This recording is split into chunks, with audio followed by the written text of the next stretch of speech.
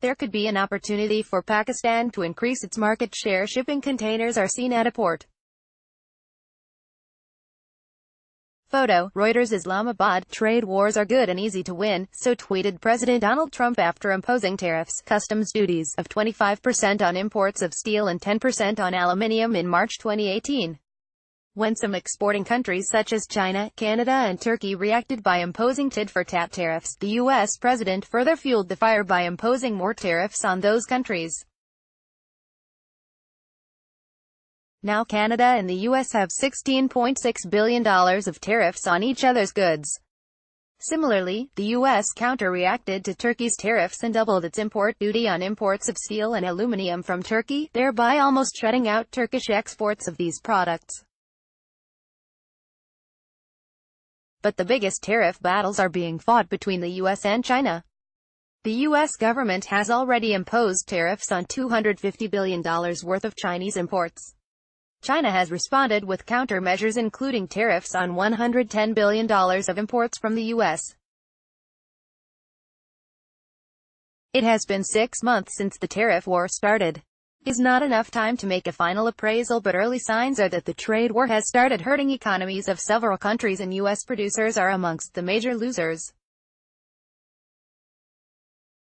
In particular, the U.S. farmers have already started losing their export markets. For example, soybeans are the largest U.S. agricultural export and China is the bigger buyer.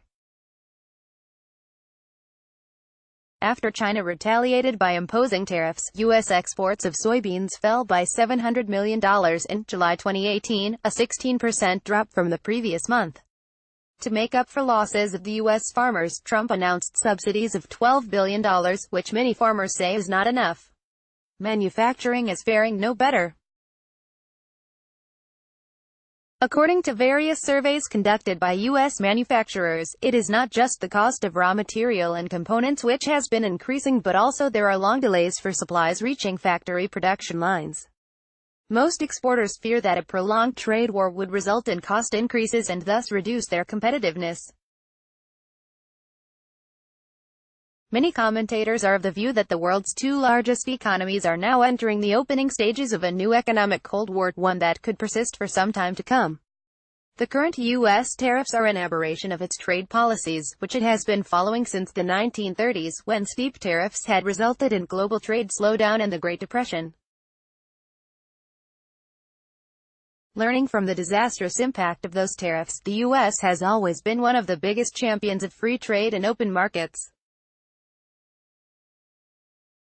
While it has occasionally resorted to trade measures under WTO rules, this is the first time it is using national security provisions since the establishment of the World Trade Organization in 1995.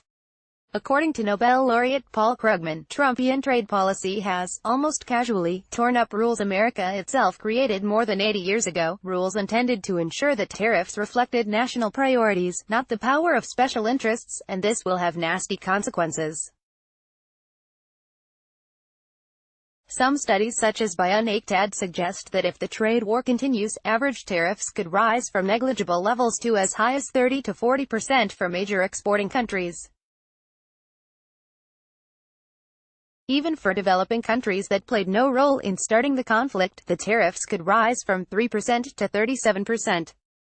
Impact on Pakistan. How can Pakistan be impacted by the tariff war? The U.S. is Pakistan's largest export market and one of the very few with which it enjoys a substantial trade surplus, with exports of $3.5 billion against imports of $2 billion.